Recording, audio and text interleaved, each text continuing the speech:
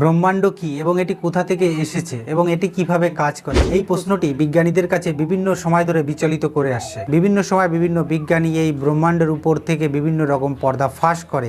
বিজ্ঞানীরা বিভিন্ন রকম নতুন নতুন থিওরি আমাদের সামনে নিয়ে আসে। এখন বিজ্ঞানীরা প্যারালাল ইউনিভার্সকে বিশ্বাস করে এবং টাইম ডাইলেশনকেও বিশ্বাস করে, মাল্টি ডাইমেনশনকেও বিশ্বাস করে।